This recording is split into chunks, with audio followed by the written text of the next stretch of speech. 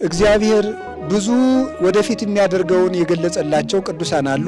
እንደ ዳዊት ግን አድርጎ እግዚአብሔር የልቡን የነገረው ሰው አይገኝም። ልበ ትሑተ ወየዋህ ኢይሜንን እግዚአብሔር የተሰበረ ሰብእናን የተሰበረ ልብን ንጹሕ ሰውነትን አይንቅም። ሰብሕዎ ለእግዚአብሔር ስብሐተ ሐዲሰ ማለት እሱ ነው ማለት። ይሄ ምስጋና አሮጌ አይደለም። የቅዱስ ያሬድ ምስጋና ሁልጊዜ አዲስ ነው። የቤተ ክርስቲያን ማሕሌቷ ሁልጊዜ አዲስ፣ ቅዳሴዋ ሁልጊዜ አዲስ። እባብ ከነመርዙ ውሃ ቢጠጣ ተቀላቅሎ ይገለዋል ይባላል። ጸሎት እየጸለዩ ቂም መያዝ መልሶ ጸሎቱ መጥፊያ ይሆናል። አቤቱ ፈጣሪ እግዚአብሔር ሆይ በባሪያህ በኢያሱ አድረህ ያንን የኢያሪኮ ግንብ ዙረው ሲዞሩ እንዳፈረስከው እኔም ዛሬ ዙሬ ሳጥን የሕዝብህንና የኔን የኃጢአት ግንብ አፈርስልኝ ይላል። ወይትሐሰዩ ደቂቀ ጽዮን በንጉሶሙ የጽዮን ልጆች በንጉሳቸው ደስ ይላቸዋል። የቅዱስ ዳዊት መዝሙር 149 ቁጥር 2። ሁላችሁንም አንድ ጊዜ ይህንን ቃል ላስበላችሁ። የጽዮን ልጆች በሉ፣ በንጉሳቸው ደስ ይላቸዋል።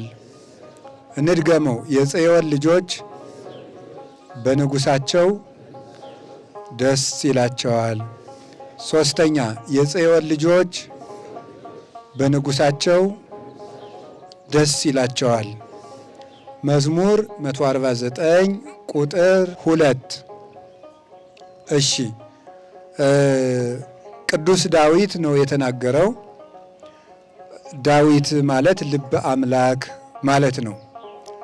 የአምላክ የልብ ወዳጅ፣ አምላክ የልቡን የሚነግረው የእግዚአብሔር የምስጢር ተካፋይ ማለት ነው።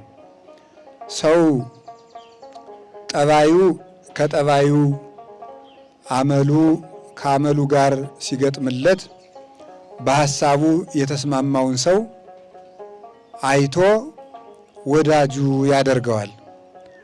ወዳጁ ሲሆን ደግሞ የልቡን ሐሳብ ሁሉ ለዚያ ሰው ያካፍለዋል። ደስታውንም ሐዘኑንም እቅዱንም ለሚወደው ሰው ያካፍላል። የታመነ መሆኑንም አይቶ ነው። እንደ ወንፊት የፈሰሰበትን ሁሉ ለሚያፈስሰው ወዳጅም ቢሆን ያበሉታል፣ ያጠጡታል፣ ያጫውቱታል እንጂ ምስጢር አያካፍሉትም።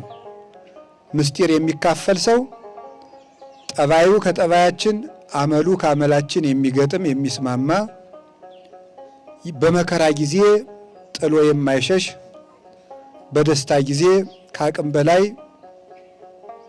የማይፈነጥዝ፣ ደስታም ሐዘንም የማይለውጠው፣ በዚያውም ላይ የሰጡትን እንደሰጡት አድርጎ ሳያበላሽ ምስጢር መሸከም ለሚችል ሰው ሐሳብ ያካፍሉታል። እግዚአብሔርም እንደዚሁ እሱ ቅዱስ እንደሆነ በቅድስና የመሰሉትን፣ ንጹሕ እንደሆነ በንጽሕና የመሰሉትን አባቶቻችን እናቶቻችንን መርጦ ለምስጢር የታመኑትን የልቡን ይነግራቸዋል። እግዚአብሔር እቅዱን ይነግራቸዋል። ወደፊት የሚሰራውን ሁሉ እግዚአብሔር ይነግራቸዋል። ከነዚህ ቅዱሳን መካከል አንዱ ቅዱስ ዳዊት ነው። እግዚአብሔር ብዙ ወደፊት የሚያደርገውን የገለጸላቸው ቅዱሳን አሉ። እንደ ዳዊት ግን አድርጎ እግዚአብሔር የልቡን የነገረው ሰው አይገኝም። ትልቅ ሰው ነው ቅዱስ ዳዊት። ለምንድን ነው? በቅድስና በንጽህና የሚበልጡት ብዙ አሉ። እውነት ለመናገር በንጽህናቸው አድፈው የማያውቁ ቅዱሳን አሉ። የቅዱስ ዳዊት ግን ደግነቱ፣ ርኅራኄው፣ ፍቅሩ እና አልቃሻነቱ የንባ ሰው ነበረ። ለዚያውም ደግሞ ንጉሥ ሆኖ የሚያለቅስ ነው። ሲቸግረው የማያለቅስ፣ ሲገፋ የማያለቅስ፣ ሲርበው የማያለቅስ፣ የሐሰት ጠላት ሲነሳበት የማያለቅስ ሰው የለም። ያ ሰው ባለንባ አይባልም። አልቃሻ የሚባለው ለእግዚአብሔር ፍቅር እየሳሳ የሚያለቅስ ሰው ነው። ዳዊት እንደዚህ ያለ ሰው ነበረ። ሲሳይ ኮነኒ አንብእየ እስኪል ድረስ እንባዬ መብል መጠጥ ሆነኝ ይላል። በእግዚአብሔር ፍቅር እያለቀሰ ከሚጠጣው ጽዋ ላይ እየተንጠበጠበ አብሮ ይጠጣው ነበረ እና ለእግዚአብሔር ፍቅር ፍጹም የሚሳሳ ወበአንብእየ አርሐስኩ ኩሎ ምስካቤ በንባዬ አልጋዬን ምንጣፌን ሁሉ አርሰዋለሁ እያለ ሌሊቱም ሙሉ ምንጣፉ በንባ ርሶ እስከሚገኝ ድረስ ቀን በዘውድ ሲፈርድ እየዋለ ሌሊት በንባ ዙፋኑን አርሶ የሚያድር ቀን የወርቅ ዘቦ ካባ ደርቦ ዘውድ ደፍቶ በፍርድ አደባባይ በግርማ ሲፈርድ ውሎ ማታ ትቢያ ነስንሶ ሲያለቅስ የሚያድር ፍጹም የተሰበረ ልብ ያለው ሰው ነው። እሱም ቅዱስ ዳዊት ራሱ እንደነገረን ልበ ትሑተ ወየዋሃ ኢይሜንን እግዚአብሔር የተሰበረ ሰብእናን የተሰበረ ልብን ንጹሕ ሰውነትን አይንቅም። መሥዋዕቱ ለእግዚአብሔር መንፈስ የዋህ ለእግዚአብሔር የሚቀርብ ንጹሕ ምስጋና እግዚአብሔር የሚወደው መሥዋዕት ቅን ሰውነት ትሑት ሰብእና ያለው ሰው ነው ብሎ እንደነገረን ቅዱስ ዳዊት የእግዚአብሔር ፍጹም ወዳጁ ጠላቶቹን የሚወድ የሚያሳድዱትን ጠላቶቹን እያባረሩት አግንቶ ጥሎ የሚሄድ የፍቅር ሰው ነው። እስከ ዛሬ ድረስ እኔ ባለበ ዘመኔ እንደ ቅዱስ ዳዊት ያለ ፍቅርን የጠገበ ሰው እንደ እንጀራ አይቼ አላውቅም። በተማርኩትም ትምህርት ፍቅርን እንደ እንጀራ የጠገባት ሰው ነው ቅዱስ ዳዊት። ለምሳሌ አንድ ነገር ልንገራችሁ። አንድ ሰው እናንተን ሊገላችሁ እየፈለጋችሁ ብዙ ሰራዊት ይዞ እየፈለጋችሁ ሊገላችሁ ነው የሚፈልጋችሁ። ሊገላችሁ እየፈለገ ድንገት ያ ሰውዬ እንቅልፍ ወስዶት ሰይፍ ይዞ ተኝቶ ብታገኙት ምን ታደርጋላችሁ? ሲያባረራችሁ ያለውን ሰውዬ ማለት ነው። ከዋላችሁበት አላውል ካደራችሁበት አላሳድር ያለ ሰውዬ እያባረራችሁ ውሎ ድንገት ብታገኙት ምንድን ነው የምታደርጉት? ጸሎቴን እግዚአብሔር ሰማኝ ብለን አናቱን ነው አይደለም? አንተ ግፈኛ፣ አንተ እኔን ስታባረር እግዚአብሔር ከእጄ ጣለህ ብለን ፈጥፍጠን ነበር ምንጥለው። ዳዊት ሳኦል የሚባል ንጉሥ እያባረረው ከዚያ በኋላ ዳዊትን እግዚአብሔር በጫካው መሃል ሰውሮት ነበርና ፈልጎ ሲደክመው ሳኦል ሰራዊቱን አስከትሎ ሄዶ ነበር። ደክሞት ተኛ። ሳኦል ሲተኛ ዳዊት ቀስ ብሎ መጥቶ ከሳኦል ከልብሱ ጫፍ ቆርጦ ይዞ ሄደ። የጦሩ አበጋዝ የሳኦል አበኔር ይባላል። አበኔር አንተ የውሻ ሬሳ እንደዚህ አድርገህ ነው ንጉሱን የምትጠብቀው አለው። የልብሱን ጫፍ ቆርጦ ማዶ ሆኖ ነው እንደዚያ የሚለው ማለት ነው። አያችሁ፣ ተመልከቱ። የዳዊት ጋሻ ጃግሬዎች ግን ሰይፍ የሚችሉት እና አቢሳ የእህቱ ልጅ ነው። አቢሳ የሚባለው አርበኛ ነው። ከወረወረ የማይስት አርበኛ ክንደ ብርቱ ነው። ይሄንን ሳኦል የሚባል ሰው እኔ በአንድ ውግ ብቻ በጦር ነው የሚዋጉት። የዚያ ጊዜ ከምድሩ ጋር ልስፋው መልሼም አልሰነዝርም አለው ዳዊትን። ተው እግዚአብሔር በቀባው ላይ እጄን አላነሳም ብሎ ዳዊት ከልብሱ ጫፍ ብቻ ቆርጦ ይዞ ሄደ። ሲጠራው ሳኦል ምን አለው? ዳዊት ወልዴ ቃል ከማይዘኒ ዳዊት ወልዴ ቃል ከማይዘኒ፣ ልጄ ዳዊት ድምፅህ ይናፍቃል፣ እባክህና በገና ደርድርልኝ አለው። ሊገለው ነው ግን አሁን ጠላቱን አግኝቶ የሚተው ሰው አለ? እንደ ዳዊት ያለ የለም። እና ለዚህ ነበር ወአንሰ አቀብኩ ፍና ወእጹባተ፣ እኔ ግን ጭንቅ ሕግጋትህን ጠበቅኩኝ አለ። ጠላትን አግኝቶ መተው ጭንቅ ነውና ይላሉ ሊቃውንቱ። ጭንቅ መንገዶችን ጠበቅኩ ፈጣሪ ይላል መዝሙር 16 ላይ። ጠላትን በእጅ አግኝቶ መተው እንደ ዳዊት ላለ ሰው ነው። ፍቅርም ማለት እና ዳዊት እንደ ልቤ ያለው ለዚህ ነበር። እግዚአብሔር በልቡ ማንንም ይወዳል። እንደ አንተ ዳዊት አንተ እንደኔ ልብ ያለህ ነህ፣ እንደ ፈቃዴ ነህ፣ የልቤ ሰው ነህ አለው። እና ዳዊት ጸልዩ እምላችሁ ለዚህ ነው። እኔ መቼም በሄድኩበት ሁሉ ዳዊት ድገሙ ነው የምል። ዳዊት ጸልዩ። ዳዊት ከጸለይን የእግዚአብሔርን ልብ እናገኘዋለን። ምክንያቱም ዳዊት የእግዚአብሔር ልብ ነውና የእግዚአብሔር የልቡ ፈቃድ ሁሉ ዳዊት መዝሙር ውስጥ አለ። እንዴው ዝም ብሎ ነው አሁን ይሄ በየሜዳው ለህልመ ሌሊት ለሰላቢ ለምንትስ እያለ ይሄ ሰው እየቆራረጠ እያሳተመ የሚሸጥላችሁ ውሸቱን። ሁሉም ነገር ዳዊት ውስጥ አለላችሁ። ለጠላት ለእንቅልፍ ለምናምንቴ አጋንንት ለሚያስፈራራው ሌሊት ለሚያሸናው ምናምን የሚለው ሁሉ ውሸቱን ነው። ዳዊት ውስጥ ሁሉ አለላችሁ ውሸቱን። አሁን ይሄ ጠንቋይ ሁሉ ጥይት የማያስመታ ምናምን የሚለው ውሸቱን ነው። ውሸቱን ነው የምላችሁ፣ ውሸቱን ነው። እኔ እርግጠኛ ነኝ። የዳዊት መዝሙር ግን የሚጸልይ ሰው ወፍ አይዞረውም። ወፍ አይዞረውም። እማምላክን ከልቤ ነው። ወፍ ዳዊትን አውቆ አታሎ ሳኦል ጠራና እረ ዳዊት በገናህን አፈቀኝ ናደርድርልኝ ብሎ ቤተ መንግሥት አስቀምጦ ፊት ለፊት በገናውን ሲደረድርለት ለካ ሊመታው ነው። ጦሩን እንዲህ አድርጎ ሲወረውርበት ንጉሡ አድህነኒ እግዚኦ እምብሲ እኩይ፣ አቤቱ ጌታዬ ከክፉ ሰው አድነኝ ሲል ጦሩ ሂዶ ከግድግዳው ላይ አረፈ። መዝሙር 139ን ሲጸልይ ማለት ነው።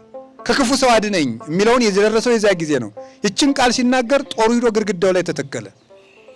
ዳዊት ከጸለያችሁ እንጀራ በእናንተ፣ ግርማ ሞገስ በእናንተ፣ ፍቅር በእናንተ በእጃችን ሁሉ አለ። የዳዊት ልጅ ኢየሱስ ክርስቶስ የተባለም እኮ ለዚህ ነው። ስለዚህ አምላከ ዳዊት ሁላችንንም ይማረን። የዳዊት አምላክ ሁላችንንም ይማረን። የዳዊት አምላክ ሁላችንንም ይማረን። እዚያ እናታ ቅዱስ ዳዊት መዝሙሮቹ አይጠገቡም። የዛሬውን በዓል በሚመለከት ለዚህ የሚሆንንን አንቀጽም ተናግሮልናል። መዝሙር 149 ላይ ሰብህዎ ለእግዚአብሔር ስብሐተ ሐዲሰ፣ እግዚአብሔር ፈጣሪያችንን ሁልጊዜ በአዲስ ምስጋና አመስግኑት አለ። እግዚአብሔርን ሁልጊዜ በአዲስ ምስጋና አመስግኑት። እንዴት ነው በአዲስ ምስጋና የሚባለው? እግዚአብሔርን አዲስ ምስጋና ምን አዲስ ምስጋና አለ? አሁን ለምሳሌ አሁን ቅድም ያሉት ሙሴን ይርያ፣ እዝራኒ ተናገራ፣ ዳዊት ዘመራ ብለው የተናገሩት አሁን ይሄ ምንድን የኖረ ነው አይደለም? የኖረ ምስጋና ነው። ሙሴም ያያት የዛሬ ስንት ሺህ ዓመት ነው? 1644 ሲደመር 2018 እንግዲህ ሙሴ ያያት ጽዮንን የዛሬ 3600 ዓመት ነው። እንግዲህ ቅዱስ ያሬድ ደግሞ ይህንን የተናገረው እንግዲህ የዛሬ 1400 ዓመት አካባቢ ነው። አዲያ ይሄ ቃል እግዚአብሔር የዛሬ 1000 ቃል እግዚአብሔር ከሆነ ዳዊት ሰብህዎ ለእግዚአብሔር ስብሐተ ሐዲሰ፣ እግዚአብሔርን በአዲስ ምስጋና አመስግኑት ማለቱ ለምን ይመስላችኋል? እግዚአብሔርን በአዲስ ምስጋና አመስግኑት ሁለት ነገር ነው ትርጉሙ። እግዚአብሔርን አዲስ ምስጋና አመስግኑት ማለት የመጀመሪያው እግዚአብሔር ሁልጊዜ አዲስ ነው። እግዚአብሔር ሁልጊዜ አዲስ ነው፣ አያረጅም። ይሄን ባህሪውን በዚህ ባህሪው ደስ እያላችሁ አመስግኑት ነው። እግዚአብሔር ባህሪው አይለወጥም፣ ሁልጊዜ አዲስ ነው። ይሄ ማለት ምን ማለት መሰላችሁ? ለምሳሌ እኛ እንወለዳለን። ተወልደን እስከ 5 ዓመት አካባቢ ፊታችን ደስ ይል ነበር አይልም ይላል። እስቲ የሕፃናትን ፊት ይዩት፣ ደስ አይልም ይላል። በጣም ነው ደስ የሚሉት። ከዚያ በኋላ እየተሰለቸ ይመጣል ፊታችን ማለት ነው። እያደግን ሲመጣ እየተሰለቸን ይመጣል። ደግሞ ይሄ ወጣትነት ምናምን የሚባለው ደግሞ ሲባል ትንሽ መወደድ ይጀምራል ይመስለኛል። ከዚያ በኋላ ግን ደግሞ እየተጨማደደ እየተሸበሸበ አይን እየቀላ ነጭ የነበረው እኮ ነው እንትን እየተሸበሸበ ወገብ እየጎበጠ ንግግር እየጃጃ ሐሳብ እየተሳሳተ እየተሰለቸ ይመጣል። ስናረጅ ልጅ አያዳምጠን። ይሄ 40 ዓመት 30 ዓመት 40 ዓመት 50 ዓመት የሆነው ሰው ሲናገር ሲዝም በሉ የሚባለው ሰውዬ 70 ዓመት ላይ ሲናገር አይዋ ደግሞ ዝም ብለህ ነው ይባላል ማለት ነው። ዝም በል አንተ ዝም በል ይባላል። ይሰለቻል ማለት ነው። እግዚአብሔር ግን ትናንት ቢናገር፣ ዛሬ ቢናገር፣ ነገ ቢናገር እሱ ምን ጊዜም አዲስ ነው። በዘመኑ እርጅና የለበትም። አልቦ ርሳን በውርዛዊሁ የሚለው ኤጲፋንዮስ ስለዚህ ነው። በቀዳማዊነቱ በጎልማሳነቱ በእግዚአብሔር እርጅና የለበትም። አልቦ ጽልመት ውስተ መክፈልታቲሁ በባህሪው ጨለማ ጨርሶ የለበትም። እግዚአብሔር የማይሰለች ወጣትነቱ ተወዶ ጎልማሳነቱ የማይሰለች ጎልማሳነቱ ተወዶ ሽምግልናው የማይሰለች እግዚአብሔር ወጣትነት፣ ልጅነት፣ ሽምግልና የሌለበት እንዳኖሩት የሚገኝ ሁልጊዜ በባህሪው የሚኖር መለወጥ የሌለበት ባህሪ ያለው እሱ እግዚአብሔር ነው። ይህንን አምላክ በአዲስ ምስጋና አዲስነቱን ይሁን ዛሬም ቅዱስ ያሬድም ያለው ተስማምቶለታል። አምላክ ፍጹም በህላዊሁ በባህሪው እሱ ፍጹም ነው፣ ፍጹም ፈጣሪ ነው። በባህሪው የኛ ባህሪ ተለዋዋጭ ነው፣ ይለወጣል። ምን እኮ እንደው ሰው እኮ ሰው ይመስላል እንጂ ማታ ስንት ማር በልቶ የተኛው ሰውዬ ጧት አፉን ብትቀርቡት ምን ይላል? ይቅርታ በጣም የሚሰለች ነው የሰው ልጅ። እግዚአብሔር ሁልጊዜ የማይጠገብ ነፍስ አመስግናው የማትጠግበው እግዚአብሔር ነው። ሁልጊዜ አዲስ እግዚአብሔር ነው። እውነቴንም ነግራችሁ ልብስ እስክናሰፋው እንቸኩላለን፣ ስንለብሰው ይሰለችናል። እስክንለብሰው ብለን የምንቸኩለው ነገር ፋሽን እኮ የልብስ የሰው ልጅ አይምሮ አልጠግብ ሲል ነው የመጣው። ስንለብሰው ይሰለችናል። እግዚአብሔር ለብሰውት ግን አይሰለችም። ሀገር እስክናየው ቸኩላል። እንዲህ ያለ ከተማ አላሉ ቢባል እስከምናየው ቸኩላል፣ ስናየውም ሰለቸዋል። ሰውን ስንተዋወቀው መጀመሪያ እንዴት ነበረ? እስኪ ተመልከቱ። መጀመሪያ ስትተዋወቁ አንድ ሰው ጋር አይታችሁታል? ጤና ይስጥልን፣ እንዴት ናችሁ? ደህና ናችሁ? ኧረ አይገባም ሰው ማለት ነው። ከዚያ በኋላ እየቀነሰ እንደ ልብስ ፌድ እያረገ ይመጣል። እግዚአብሔር ይውላችሁ ሰውን ባወቅነው ቁጥር ስንቀርበው ድክመቶቹን እያወቅናቸው እንመጣለን። የሚሰለቹን ነገሮች እናገኛለን። እዚያ ወጉ ይሰለቻል፣ አመጋገቡ ይሰለቻል፣ የሆነ ነገሩ ይሰለቻል።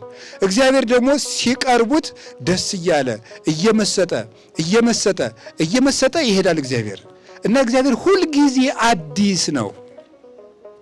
አዲስ ነው እና በእግዚአብሔር ደስ ይበላችሁ የሚባለው ለዚህ ነው። የዚህ ዓለም ደስታ ሁልጊዜ ሲያገኙት ሲሰለች። ድግስ ራሱ ሰልችቷችሁ አያውቅም? ድግስ ራሱ እኮ ይሰለቻል።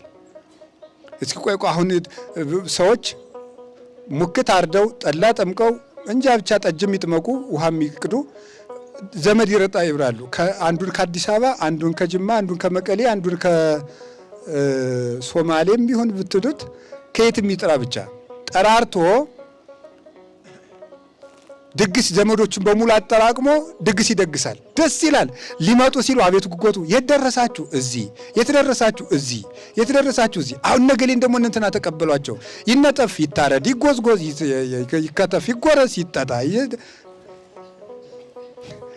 ሰዎቹ በሉ ደህና ዋሉ ብለው ሲሄዱ ቤቱ የተወረረ ቤት ሆኖ ቁጭ ይላል ማለት ነው። ሁሉ ነገር ሲደረስበት መሰልቸት ነው።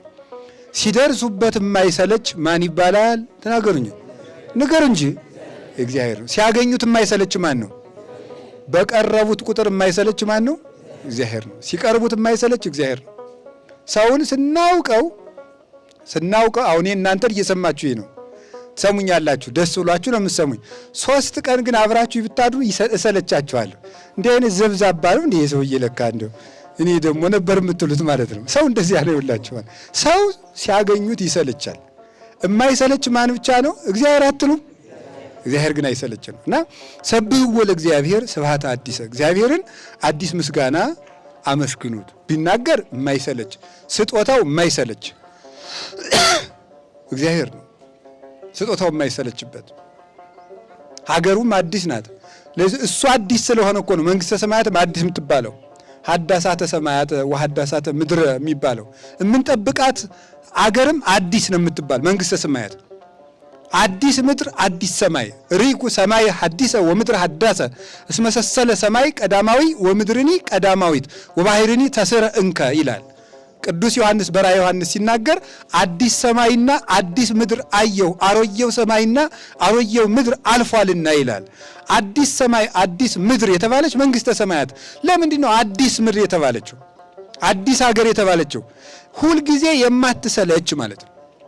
እንዴ አንድ ሰው አሁን አንድ ቤት ውስጥ አስገብቶ ጥሩ ወንበር ላይ አስቀምጦ ጋርዶ መጋረጃ ጋርዶ የምትፈልጉት ምግብ እየሰጠ የምትፈልጉት መጠጥ እየሰጠ የፈለገ ቢያር እንዳትንቀሳቀሱ ብሎ ሳምንት ቢያስቀምጣችሁ ኧረ እኔ ይቅርብኝ እኔ ወጥቼ በቃ ቆሎ በላለሁ አትሉም? አይሰልቻችሁም? ይሰልቻል እኮ። ታዲያ መንግሥተ ሰማያት ለመግባት ያብቃን እንጂ ገብተን ዘላለም ስንኖር ለምን አሰለቸንም ይመስላችኋል? እግዚአብሔር አዲስ ስለሆነ ነው። እግዚአብሔር አዲስ ስለሆነ መንግሥተ ሰማያት ሁልጊዜ ምንድን ናት? አዲስ ናት፣ አትሰለችም። እና እግዚአብሔር ሁልጊዜ አዲስ ነው። ሰብሕዎ ለእግዚአብሔር ስብሐተ ሐዲሰ፣ እግዚአብሔርን በአዲስ ምስጋና አመስግኑት። ቢያገኙት የማይሰለች እግዚአብሔር ብቻ ነው። እግዚአብሔር ሁልጊዜ ቢነጋገሩት አይሰለችም። ተጫዋች ሰዎች እንኳን እያፈራረቅን ስናገኛቸው ነው እንጂ ዝም ብሎ አንድ ሰው የሚያስቅ ነገር ልንገራችሁ ብሎ ትናንት የነገረንን የዛሬ ዓመትም የዛሬ ወርም እንዴ አንተ ወጋት ለውጥም ብለን ስልችት ነው የሚለን። እግዚአብሔር ግን እውነቴን ልንገራችሁ አንድ ነገር ዓመት ቢያወሩት እግዚአብሔር አይሰለችም። አቡነ ዘበሰማያት እያሉ እኮ አንድ ጻድቅ ራባ ይትቀደስ ስምከ ይበሉ ቢሏቸው ገና ይሄኛውን አልጠገብኩትም አሉ። አቡነ ዘበሰማያት ብቻ እያሉ ማለት ነው። እግዚአብሔር ፈጽሞ አይጠገብም። እግዚአብሔርን ለማየት የምትጓጓ ነፍስ ካገኘች ይኸው መላእክት ይገርማቸዋል። ዘያፈተወሙ ለመላእክት ከመ ይሐውጽዎ መላእክትን ይኸውላቸው ዓለም ከተፈጠረ 7518 ነው በኦርቶዶክስ ትውፊታዊ አቆጣጠር 7518 ዓመቱ ነው እንግዲህ ዓለም ከተፈጠረ። ሳይንሱ ብዙ ቢሊየን ዓመት አለ ሚሊየን፣ እኛ እዚያ ውስጥ አይደለንም አሁን እያወጋን ያለው ስለ ሃይማኖት ነው። እና 7518 ዓመት ነው ዓለም ከተፈጠረ። ይገርማቸዋል መላእክት ዓለም ከተፈጠረ ጀምሮ እግዚአብሔርን ያዩታል። እያዩት ግን መልሰው ሊያዩት ይፈልጋሉ ይላል ቅዱስ ጴጥሮስ በመልእክቱ ሲናገር። 7000 ዓመት አይተውት እንደገና ሊያዩት ይፈልጋሉ። አይገርማችሁም? 7000 ዓመት አመስግነውት እንደገና እሱን የማመስገን ረሃብ አለባቸው። ይገርማል እኮ ወይመስሎሙ ከመ ዘወደስዎ መጠነ መንፈቀ ለሰዓት ማመተ ፈጥረ ዓለም እስከኔሁ ዓለም ከተፈጠረ ጀምሮ እስከ ዛሬ ድረስ እያመሰገኑት አንዲቱን ሰዓት ከሩብ ከፍለው የሩቧን ሩብ ያክል ያመሰገኑት አይመስላቸውም ይላል። ማን? ቅዱሳን መላእክቱ እግዚአብሔርን ይኸው 7000 ዓመት ታይቶ ያልተጠገበ አምላክ ነው። ሰብሕዎ ለእግዚአብሔር ስብሐተ ሐዲሰ። ሌላኛው ሰብሕዎ ለእግዚአብሔር ስብሐተ ሐዲሰ ማለት በአዲስ ሰውነቱ ናችሁ እግዚአብሔርን አመስግኑት ማለት ነው። በአዲስ ሰውነቱ ናችሁ እግዚአብሔርን አመስግኑት። አዲስ ሰውነት ማለት ሁለት ነው። አንደኛው ቂም የተወ ልብ ነው። ሁለተኛው ንስሐ የገባ ሰውነት ነው። አሁን እኛ ኢትዮጵያ ውስጥ በዓል አላጣንም። ታቦት እናወጣለን። እልልታ አይቸግረንም። ምህላ አይቸግረንም። ሰዓታት አይቸግረንም። ቅዳሴ አይቸግረንም። ምንም የቸገረን ነገር የለም። አሁን ህዳር ጽዮን ዛሬ በኢትዮጵያ በመላው ዓለም ከመደበኛይቱ ከአክሱም ጽዮን ጀምሮ የትም ቦታ ይከበራል። ብዙ ቦታ ላይ ግን ምንድነው ችግራችን ስትሉን፣ ምስጋናው ሞልቷል። ሊቃውንቱ ማታ ጀምረው ያድሩበታል በማይሌት። ከዛ ደግሞ ቅኔው ይቀጥላል፣ ቅዳሴው ይቀበላል። ከዛ ቅኔ አለ። ከዛ ወጥተን ደግሞ ታቦቱ ይዘራል። ምዕመናን ደግሞ እልል ይላሉ። ምስጋና ሞልቶናል። ምስጋናው ግን አሮጌ ነው። አሮጌ ማለት ምን ማለት? ምኑ ነው አሮጌ? ምኑ ነው አሮጌ? ይሄ ንስሐ አልገባንም፣ ቂማችንን አልተውንም። ባሮጌ ሰውነት አዲስ ምስጋና ፋይዳ የለውም። ንስሐ ስንገባ ቂማችን ስንተው ግን ምስጋናው አዲስ ነው። እግዚአብሔርም አዲስ ነገር ይሰጠናል። አዲስ ሰላም፣ አዲስ ደስታ፣ አዲስ ስጦታ ይሰጠናል። ያን የሚሰጠን እኛም አዲስ ስንሆን ነው። አሮጌ በአዲስ አዲስ በአሮጌ አይረባም ብሏል ጌታ። ተመልከቱ። ወአልቦ ዘይጠቅብ ልብሰ ሐዲሰ ውስተ ልብስ ብሉይ። አዲሱን ጨርቅ አምጥቶ ከአሮጌው ልብስ ላይ የሚሰፋ ሰው የለም አለ። አሮጌ ጋቢ ቢኖር አዲሱን ጋቢ አምጥተው ቢሰፉበት ምን ያደርጋል? ምንድነው የሚያደርገው? ቀዳዳውን ያስፈፋዋል። ለምን? ይከብደውና አሮጌው ማግ ተመልከቱ፣ አዲሱን ጨርቅ መሸከም ሲያቅተው እንዲያውም ቀዳዳው ሰፍቶ መልሶ ቀዶት ይሄዳል። አሮጌ ልብስ ላይ አዲስ ልብስ አይሰፋም። ማን ያለ እንደዚህ? ጌታ። ማቴዎስ ወንጌል ምዕራፍ 9 ላይ ወአልቦ ዘይወዲ ወይነ ሐዲሰ ውስተ ዝቅ ብሉይ። በአሮጌ ማሰሮ ላይ አዲስ ወይን የሚጠምቅ ሰው ወይም የሚቀዳ የሚጨምር ሰው የለም አለ። ወይኑ ኃያል ስለሆነ አሮጌውን ወይን ምን ያደርገዋል? ሰንጥቆት ይሄዳል። እንደዛ ከሆነ ምን ይሆናል? ዝቁሂ ይነቅ ወይኑሂ ይታጎል። ረዋቱ ይሰነጠቃል፣ ወይኑም ይፈሳል። አዲስ ሕግ አለን፣ አዲስ አምላክ አለን፣ እርጅና የሌለበት አዲስ ሕግ አለን፣ አዲስ ቤተ ክርስቲያን አለችን። እኛ ግን አሮጌ ነን። እኛ መታደስ አለብን። አይምሯችን መታደስ አለበት። ሰውነታችን በንስሐ ልቡናችን በፍቅር መታደስ አለበት። በተለይ ቂመኛ ሰው፣ ቂም የሚቋጥር ሰው የእግዚአብሔርን ፊት ከቶ ማየት አይችልም። የፈለገ በዓሉን ከአንድ ቀን ወደ 30 ቀን ብናራዝመው እንኳን ቂም በጣም ክፉ ነው። ነቅለን መጣል ያለብን እሱ ነው። ተንኮል ክፉ ነው። በቀል ክፉ ነው። እባብ ከነመርዙ ውሃ ቢጠጣ ተቀላቅሎ ይገለዋል ይባላል። ጸሎት እየጸለዩ ቂም መያዝ መልሶ ጸሎቱ መጥፊያ ይሆናል። ልንገራችሁ፣ እንዲያውም ቂም ይዞ ጸሎት የሚጸልይ ሰው ምንድን ነው የሚያደርገው? ቂም ይዞ ሳይታረቅ የሚጸልይ ሰው ጸሎቱ ቤተ ክርስቲያን ውስጥ ለቆመ ለአንድ ሰው ነው የሚሆነው። ልክ ሁለት ውሾች፣ አንዱ ውሻ ይላል አባ ጊዮርጊስ፣ አንዱ ውሻ ባፉ እንጀራ ይዞ አንደኛው ደግሞ ባዶውን ሆኖ ካፉ ቀምቶ ሊጎርስ፣ ያኛው ሲሮጥ ይሄ ሲከተል፣ ያኛው ሲሮጥ ይሄ ሲከተል፣ ያኛው ሲሮጥ ይሄ ሲከተል ወንዝ ላይ ይደርሳል። ወንዝ ላይ ሲደርስ እንጀራ የያዘው ውሻ ምን ያያል ይመስላችኋል? ወደ ውሃው እንዲህ ሲል እንጀራ የያዘ ውሻ ያያል። ሌላ ውሻ ነው ራሱ ነው። ከዚያ የዚያኛውን እቀማለሁ ብሎ ምን ያደርገዋል? ሲል ምን ይሆናል? ይወድቃል። ማን ይበላዋል? ያኛው ይበላዋል ማለት ነው። ቂም ይዞ ቤተ ክርስቲያን ውስጥ ጸሎት የሚጸልይ ሰው ጸሎቱ ለሌላኛው ውሻ ነው ማለት። አንድ ምስኪን ቅን ሰው እዚያ ቁጭ ብሎ እንዲሆን የምለው ማላውቀው ጌታ ማረኝ ለሚለው ለዚያ ነው የሚሆን ማለት ነው። ለዚህኛው ውሻ ይሆናል። ሁላችንም እንግዲህ ውሻ ነን፣ ግን ለዚህኛው ውሻ ይሆናል። እንደዚያ እንዳይሆን ቂማችን አውልቀን ስንተው አዲስ ሰው እንሆናለን። ሰብህዎ ለእግዚአብሔር ስብሐተ ሐዲሰ ማለት እሱ ነው ማለት ነው። ይሄ ምስጋና አሮጌ አይደለም። የቅዱስ ያሬድ ምስጋና ሁልጊዜ አዲስ ነው። የቤተ ክርስቲያን ማህሌቷ ሁልጊዜ አዲስ፣ ቅዳሴዋ ሁልጊዜ አዲስ። ለአሮጌ ሰውነት ግን አይሆንም። ዋጋ አያሰጥም፣ መልስ አያመጣም፣ ሰማይ አይከፍትም፣ ከእግዚአብሔር ፍትህ አያመጣም፣ ስጦታ አያመጣም። እና የእግዚአብሔር ቤተሰቦች እንታረቅ። ልገራችሁ፣ አሁን እዚህ ለመምጣት እዚህ ገዳም ሁላችሁ መጣችሁ በዓል ለማክበር ብዙ ፕሮግራም ሰርዛችሁ መርሃ ግብራችሁን ገንዘብ ከፍላችሁ፣ አንዳንዱ የባህር ላይ ጉዞ የማይወድ ሰው አለ። እየደነገጣችሁ እየፈራችሁ ሁላ ነው የመጣችሁት። ልክ እዚህ ለመምጣት እንደዚህ የደከማችሁት ያህል ለመታረቅ ከዚህ እጥፍ መድከም አለባችሁ። ካልታረቅን አይረባንም ነው የምላችሁ። ለፍቶ መና እንሆናለን። እግዚአብሔርን በአዲስ ምስጋና አመስግኑት። ስብሐቲሁ በማኅበረ ጻድቃኑ። ምስጋናው ደግሞ እናንተ አዲስ የምታመጡት አይደለም፣ የቤተ ክርስቲያን ምስጋና ነው ማለቱ ነው ይላሉ ሊቃውንት።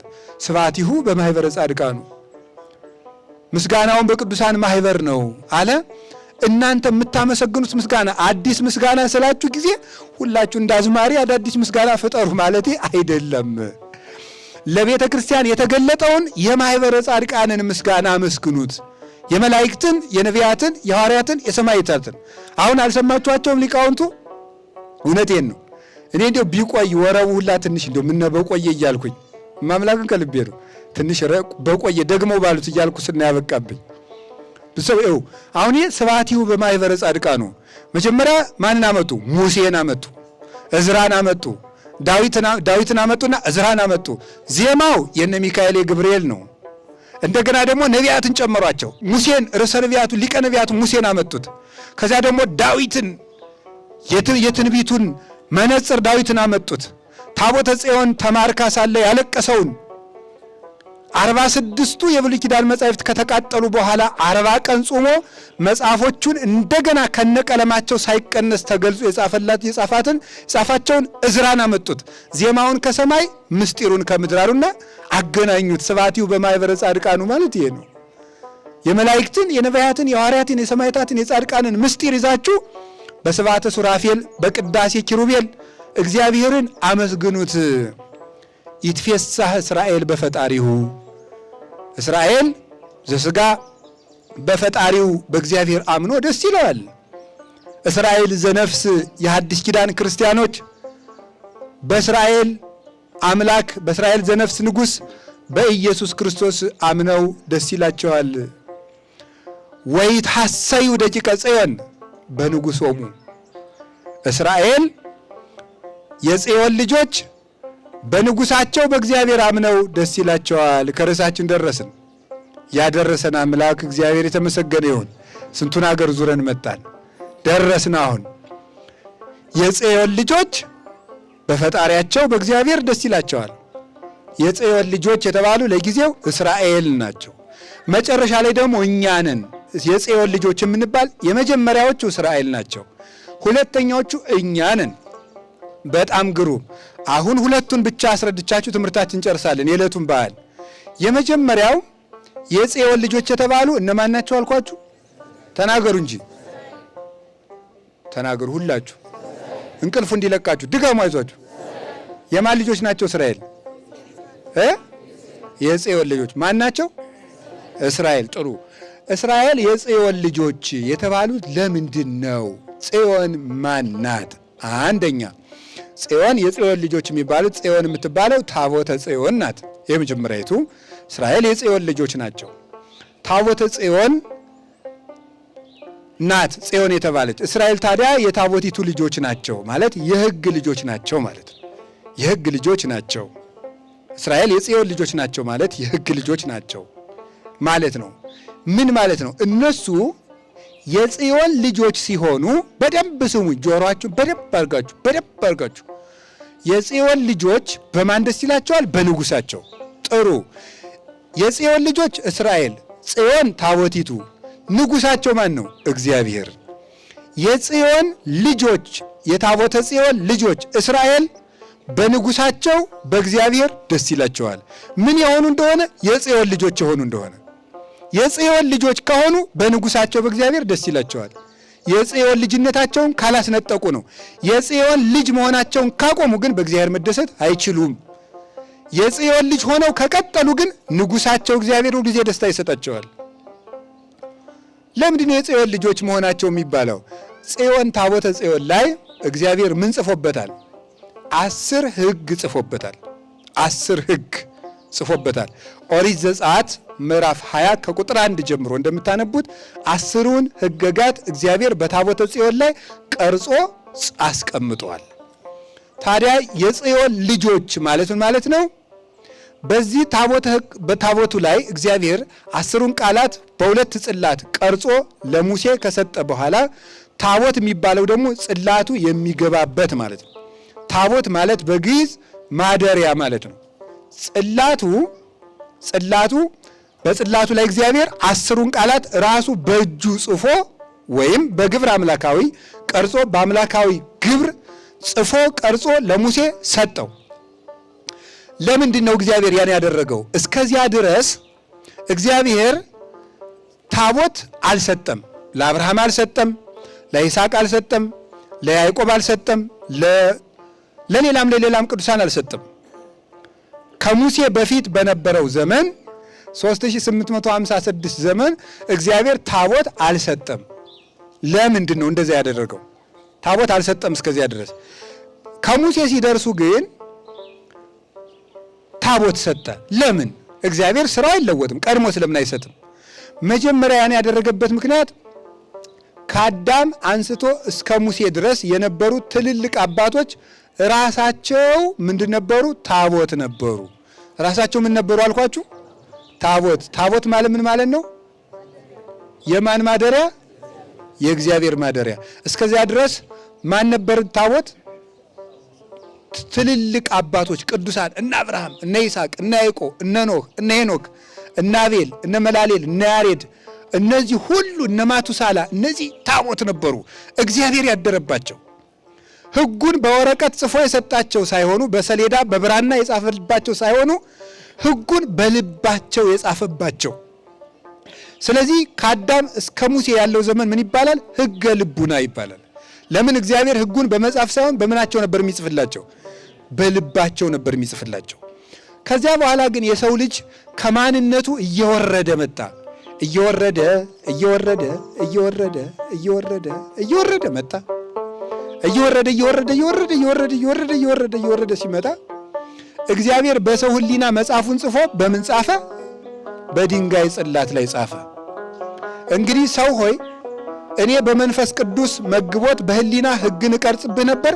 እንደዚህ ጠማማ ከሆንክ ሕግህ ተንኮል፣ ልብህ ሕግ ተሞልቶ ተንኮል የማያጽፍ ሆነ። ሕግህ ተንኮል ተሞልቶ ሕግ ምኑ ላይ ልጻፍ? ስርዝ ድልዝ የበዛበት ወረቀት ምን ላይ ያጽፋል?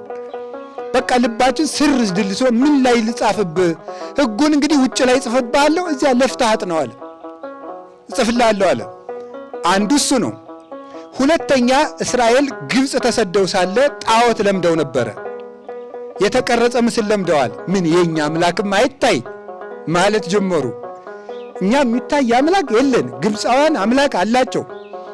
እኛ የምናየው ነገር የለንም፣ ዝም ብሎ አምላክ በሰማይ አለን የሚባለው እያሉ ማንጎራጎር ጀመሩ። እኛ ማየት እንፈልጋለን አሉ። ነው እንዴ አለ እግዚአብሔር። ሙሴ እንዲያውም እግዚአብሔር እንደዚህ ብሏቸዋል ሲላቸው፣ ምን ዝም ብሎ እግዚአብሔር እንደዚህ ብሏቸዋል እንደዚህ ብሏቸዋል ይለናል። እንዲያውም ሁለተኛ አንተ እንዳትናገረን እዚህ በኋላ ማን ይናገረን አሉ። ደሶኩ ጥጋው ግርም ነው የሚያደርገው። እንዲያውም እግዚአብሔርን ነው እንጂ ሁለተኛ አንተ እንዳትመጣ አሉት። አሁን እግዚአብሔር ቸር አይደል? የተቀረጸ ምስል የግብፃውያን እቴ የውሃ አምላክ የላም አምላክ የምን አምላክ አላቸው። እኛ አንድ ነገር አይተን አናውቅም። ዝም ብሎ እግዚአብሔር በሰማይ ያለን የሚባል ሲሉ ነው። በቃ እሺ በዚህ ይገለጣለሁ አለና እግዚአብሔር ሕጉን ለሙሴ ጽፎ ሰጠና ኑ በሉ በተራራው እንገናኝ ብሏል እግዚአብሔር ብሎ ወሰዳቸው። ወደ ተራራው ንጽሕናችሁን ጠብቁና 3 ቀን በኋላ እንገናኛለን ብሏል እግዚአብሔር አላቸው። በ3 ቀን በኋላ ሙሴ ከተራራው ጫፍ ላይ መጣ። እግዚአብሔር 7 የብርሃን መጋረጃ ጋረደ። 7 የብርሃን መጋረጃ ተጋረደና ሙሴ 6ቱን አልፎ ከ7ተኛው ገፍቶ ገብቶ እግዚአብሔርን ፊት ለፊት እንደ ወንድም እንደ ባልንጀራ እንደ አባት እንደ ልጅ ፊት ለፊት ያነጋግረዋል። አሮን ደግሞ ዝቅ ብሎ እንዳቅሙ ድምፅ ይሰማል። ሌዋውያን ደግሞ ዝቅ ብለው ደግሞ ሌሎች ካህናት። እስራኤል ከተራራው ስር ሆነው እግዚአብሔር ምን ወጣ? ጉማ መጣ፣ እሳት መጣ፣ ጨለማ መጣ፣ ነፋስ መጣ፣ ንውጽውጽታ ሆነ። እስራኤል እታቹ ነው እኮ ነው፣ እታቹ ነው እኮ። ሙሴ ላይ ሆኖ ያልፈራውን እታቹ ነው። ኧረ እኛ አንፈልግም፣ እኛ እንዲያው ዝም ብለን ተሳስተን ነው። ሙሴ ይበቃናል፣ እግዚአብሔር በቃ ይናገረን፣ ሁለተኛ ደግመንማ አሉ። እታቹ ነው ማለት ነው። እታች እኮ ነው፣ ከተራራው ስር ሆነው ማለት ነው። እኛ እንደዚህ ያለ ነገር አሉ። ደነገጡ። ኋላ እሺ ብሎ እግዚአብሔርና ለዚህ አቅማችሁ ነው፣ እኔ እኮ የማልታየው ስለማይሆንላችሁ ነው፣ ማየት ስለማትችሉ ነው። ያም ሆኖ እንግዲህ ማየት መስማት የምታዩ ከሆነ ታቦት ልስጣችሁና በምታዩት ታቦት ላይ የኔን ክብር ከታቦቱ ላይ አሳርፍበታለሁ። ከታቦቱ ላይ የዚያን ጊዜ የኔን ክብር ከታቦቱ ላይ ታያላችሁ። ባህሪዬንማ ማየት አትችሉም አላችሁ። እሺ ሙሴ ተመልሶ ሄደና እስራኤል ደህና ናችሁ እንደምን አላችሁ ቢላቸው ፊቱን ዙሮ ፊቱ ላይ የእግዚአብሔር ብርሃን ተስሎበት ነበር። እንዴት ዋላችሁ ቢላቸው ተገልበብለነ ሙሴ ሸፍንልን ማየት አንችልም አይሆንልንም ብለው እርግፍግፍ አሉ። አቅማቸውን አወቁ። አዲያ ሰው ወዳጅ እግዚአብሔር፣ ሰውን የሚወድ እግዚአብሔር የተቀረጸ ምስል የማይፈልግ ሲሆን ሰው ደካማ ሆኖ ፈጣሪን ካላየው እያለ ሲያስቸግር ታቦቱን ቀርጾ ለሙሴ ሰጠና እነሱ በሚያዩት ታቦት ላይ እግዚአብሔር ደመና ያሰፍርበታል። ታቦቱ በቆመበት ቦታ ላይ መጥቶ ደመናው ስፍር ይላል። ይኸው አምላካችን አብሮን አለ ይላሉ። አብሮን አለ እግዚአብሔር ይላሉ። ደመናው ደግሞ መንገድ መሄድ ሲያስፈልጋቸው ደግሞ ደመናው ከታቦቱ ላይ ይነሳና ይሄዳል፣ ፊት ይሄዳል። አሃ እግዚአብሔር ከኛ አለ። በደመናው የእግዚአብሔርን ክብር አዩ ማለት ነው። አሁን ታቦት ሲወጣ ይሄ ጥላ የሚጋረደው ለዚህ ነው። ታቦቱ ባለበት ምን መጥቶ ይጋረድ ነበረ? ደመና ይጋረድ ነበረ። ደመናው የማንን ክብር ለማሳየት ነው? የእግዚአብሔርን ክብር ለማሳየት ነው። የእግዚአብሔር ክብር ደመናው ታቦቱ እንደሚጋርድ እኔ ይሄንን ታቦት በደመና እንደጋረድኩት እናንተን ደግሞ ከመከራ ሰውራችኋለሁ ሲላቸው እግዚአብሔር ደመናውን ከታቦቱ ላይ ጋርዶ ያሳያቸዋል ማለት ነው። ከዚያ በኋላ 10ሩን ቃላት በጽላቱ ላይ ጻፈ። መግጠም ያሰራለት 2 ኪሩቤልን በላይ እንደሚናተፍ አውራ ዶሮ አድርጎ ቀረጸበት። በመግጠሚያው መሃል ሙሴ ይገባና ድምፅ ሰምቶ እንዴት እናርግ ይለዋል። እግዚአብሔር እንደ አባት ገብቶ እንዴት እናርግ፣ እንዲህ ያለ ነገር ገጥሞናል። ከታቦቱ ውስጥ ሆኖ በስሬቱ መቅደኛ ውስጥ ስሬት የኃጢአት ይቅርታ የሚያገኙት በታቦቱ ላይ እግዚአብሔር መስዋዕቱን ተቀብሎ ነበረ። እንዴት ላርግ ሲለው እግዚአብሔር በስሬት መክደኛው ሆኖ ያነጋግረዋል። የእስራኤልን መንገድም እግዚአብሔር በታቦቱ እየተገለጠ ይመራ ነበረ። መርሆሙ መዓልተ በደመናው ኩሎ ሌሊት በብርሃነ እሳት እንዳለ 7 ደመና አንዱ ከፊት ሄዶ ጎድጓዳውን ሞልቶ ተራራውን ደልድሎ ይቆያቸዋል። አንዱ ፊት ለፊታቸው ይጠርጋል፣ አንዱ በኋላቸው ይሆናል፣ አንዱ በቀኛቸው ይሆናል፣ አንዱ በግራቸው ይሆናል፣ አንዱ በላያቸው ይሆናል፣ ፀሐይ ሐሩር እንዳያቃጥላቸው፣ አንዱ ከእግራቸው በታች ይሆናል። እንዲህ አድርጎ እግዚአብሔር በ7 ደመና እየመራ ታቦቱ ሲነሳ ተንስ እግዚኦ ወይዘረው ጸርከ እምቅድመ ገጽከ ለይጸሉ ቡሩከ ወቅዱሰ ስመከ ይትነሳ እግዚአብሔር ወይዘረው ጸሩ፣ እግዚአብሔር ይነሳ ጠላቶቹም ይበተኑ፣ አቤቱ አንተም ተነስ ስምህን የሚጠሩ ሁሉ ይፈሩ ብሎ ሙሴ ታቦቱን ሲያነሳው እስራኤል ብድግ ይላሉ። እንዲህ እያሉ ይጓዛሉ። ይሄን ታቦት ሰጣቸው። በዚህ ታቦት ውስጥ እግዚአብሔር ብዙ ቃላትን ተነጋገረው። 570 ቃላትን በዚህ እየተነጋገረ እስራኤልን 40 ዘመን መራቸው። ጽዮን ማለት የግዕዝ ቃል ነው፣ መጠጊያ ማለት ነው። ጽዮን ማለት በእኛ የግዕዙ ጽዮን እንዳለ ከግሪኩም ከዕብራይስጡም የተወሰደው ቢተረጎም ጽዮን ማለት መጠጊያ፣ ጸወን መጠጊያ፣ ጽዮን መጠጊያ ነው። ስለዚህ እስራኤል በዚች ሲጨንቃቸው በዚች ያመልጡ ነበረ። ሲርባቸው ሙሴ እዚህ ገብቶ እዚህ ታቦቱ ካለችበት ገብቶ እረ እስራኤልን ሕዝብ በረሃ ላይ አይረቅ ብሎ ሲጸልይ እንጀራ ይሰጣል እግዚአብሔር፣ መና ከደመና ያወርዳል። ውሃ ሲጠማቸው ጭንጫውን ሂዶ ባርከው እንዲለው እዚህ ገብቶ ያመለክታል። እስራኤል በበሽታ ሲሰቃዩ ሙሴ ወደዚህ ገብቶ ጸለየ። ወንድም አሮን ይጠንላቸው ይድናሉ የሚል ድምፅ የሰማ ከዚህ ታቦት ውስጥ ነው። እስራኤል በፈጣሪያቸው ከዚህ በኋላ በዚህ ታቦት ደስ አላቸው። ሲጓዙ የት ደረሱ? ዮርዳኖስ። ታቦተ ጽዮንን ተሸክመው ዮርዳኖስ ሲሻገሩ ውሃው ሞልቶ ነበረ። ውሃው እንዴት ብለው ይሻገሩት? እግዚአብሔር ሙሴ ካረፈ በኋላ ለኢያሱ እንዲህ ብሎ ተናገረው። የእስራኤል ካህናት ታቦተ ጽዮንን ይዘው የእግዚአብሔርን የቃል ኪዳን ታቦት ይዘው ውሃው ውስጥ ይግቡ። ሲገቡ ባህሩ ይከፈላል። ታቦቱን ካህናት ተሸክመው ወተጠምቃ ገሪሆሙ ለካህናት፣ የካህናት ገና የጫማቸው ከውሃው መግባት ሲጀምር ታቦት ተሸክመው መግባት ሲጀምር ውሃው እንደ ግድግዳ ቆመላቸው። እዚያ በላይ እንዴ ወደ ይቀ ጽዮን የተሐሰዩ በንጉሶሙ የታቦተ ጽዮን የሕግ ልጆች እስራኤል በንጉሳቸው በእግዚአብሔር ደስ እያላቸው ባህሩን በደረቅ ያሻገረቻቸው ይቺ ታቦት ናት። ታቦተ ጽዮን ናት። እግዚአብሔር በባህር መካከል ታቦተ ጽዮንን ካህናት ተሸክመው ሲገቡ አሻገራቸው። ተሻግረው ሂደው ኢያሪኮ የሚባል ደረሱ። እስራኤል ሊገቡ ጥቂት ሲቀራቸው ከነዓንን ለመውረስ ነው። ያቺ ኢያሪኮ በ7 ግንብ የታጠረች ናት። መግባት አቃታቸው። እግዚአብሔር ለኢያሱ ምን አለው? ካህናቱ ታቦተ ጽዮንን ተሸክመው ወደ ሀገራቸው 40 ዓመት የለፉበትን ሀገር ሊገቡ ቢሉ በግንብ ታጥሯል። ሲጨነቁ ይሄን ሁሉ ግንብ ማን አፍርሶ ይጨርሰዋል? በጉልበት በመንገድ የደከመ ህዝብ 40 ዓመት የተጓዘ ህዝብ በዚያውስ ላይ ግንቡን ዝም ብሎ ያስፈርሳሉ? የኢያሪኮ ሰዎች ይዋጋሉ እንጂ ምን እናድርግ ብለው ሲጨነቁ እግዚአብሔር ለሙሴ እንዲህ አለው፣ ካህናቱ ታቦቱን ተሸክመው ፊት ይዙሩ፣ ህዝቡ 7 ጊዜ ዙራችሁ በሰባተኛው አንድ ጊዜ እልል ሊበሉ አለው። 7 ጊዜ ካህናቱ እግዚአብሔር ይነሳ ጠላቶቹም ይበተኑ እያሉ ዙረው 7ኛው ሲሞላ ህዝቡ በሉ እናንተም በሉ ነው። አዎ በሉ እንደዚያ ሲሉ ታቦተ ጽዮንን ተሸክመው ልልል ሲሉ ግንቡ ድርምስ አለላቸው። 40 ዘመን ደክመው የገረገራቸው ድም ታቦተ ጽዮን ስትዞረው ተደረመሰ። ዛሬ ቄሱ ስብሐት ወክብር ለስሉስ ቅዱስ ይደሉ እያለ ያጥናል አይደል? እየዞረ አጥኖ ሲጨርስ ምን እያለ ይገባል ወደ መቅደስ?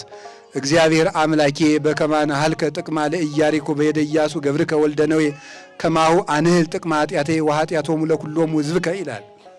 ምን ይላል? አቤቱ ፈጣሪ እግዚአብሔር ሆይ በባሪያህ በኢያሱ አድረህ ያንን የኢያሪኮ ግንብ ዙረው ሲዞሩ እንዳፈረስከው እኔም ዛሬ ዙሬ ሳጥን የሕዝብህንና የኔን የኃጢአት ግንብ አፈርስልኝ ይላል።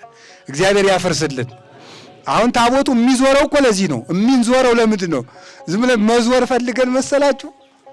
ለምንድን ነው የምንዞረው? በዚያውም ከተማ ታቦት ሲወጣ ችግር ነው። ገዳም ጥሩ ነው። ይኸው ቶሎ ነው ዘወር ብለን የደረስን። ከተማ ዝም ብሎ በቃ መዋል ተገቢ አይደለም። የወንጌል እንዲያውም ጠላት ነው ይሄ። የእውነቴን ነው።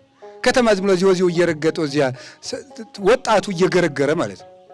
እየገረገረ አንድ ጊዜ ለመዞር 1 ሰዓት፣ 2 ጊዜ ለመዞር ሌላ ሰዓት፣ 3 ጊዜ ለመዞር ሌላ ሰዓት። ከዚያ በኋላ ትምህርት ሲባል ሰዓት የለም ይባላል። ህዝቡ ሳይማር ቤቱን የመጣበት ምን እንደሆነ ሳይገባው ቤቱን የመጣበት ምን እንደሆነ ሳይገባው ጊዮርጊስ ይሄዳል፣ ጊዮርጊስ ሳይገባው ቤቱን፣ ሚካኤል ይሄዳል፣ ሚካኤል ሳይገባው ቤቱን፣ ጽዮን መጥቶ ጽዮን ሳትገባው ቤቱን። ለምን ዝም ብለን እያደከደክን እዚሁ ስናጨበጭቡለት ማለት ነው። እንደዚህ ቶሎ ዘወር ብሎ ከችናት የገዳም እንዴት ጥሩ ነው እንዴ! አዎ የሚያጨበጭበው በዚህ ስለሆነ ፊት ለፊት ስላልሆነ ሸጋ ነው። መስመሩን ጠብቆ ነው ሁሉ። ስለዚህ ዙረው ፈረሰላቸው። አሁን ይህ ታቦት የሚዞርበት ምክንያት መድኃኔ ዓለም ኢያሱ ማለት ምን ማለት ነው? የቃሉ ትርጉም መድኃኒት። ኢያሱ ማለት ምን ማለት ነው? ንገሩ እንጂ። ኢየሱስ ማለት እሳ ኢያሱ ታቦቱን አዙሮ የነሱን ግንብ እንዳፈረሰ ጌታችን ኢየሱስ ክርስቶስ ሆይ እንደዚህ ታቦቱን ይዘን ዙረን ስንለምን የኃጢአታችን ግንብ አፍርስልን ብለን የምንዞረው። ወደ ቂቀ ጽዮን ይትፌስሑ ይታሰዩ በንጉሶሙ። የእስራኤል የጽዮን ልጆች እስራኤል ታቦተ ጽዮንን ይዘው ዙረው በንጉሳቸው በእግዚአብሔር ግንብ ተሰብሮላቸው ደስ ይላቸዋል። እኛንም ደስ የሚለን ነገር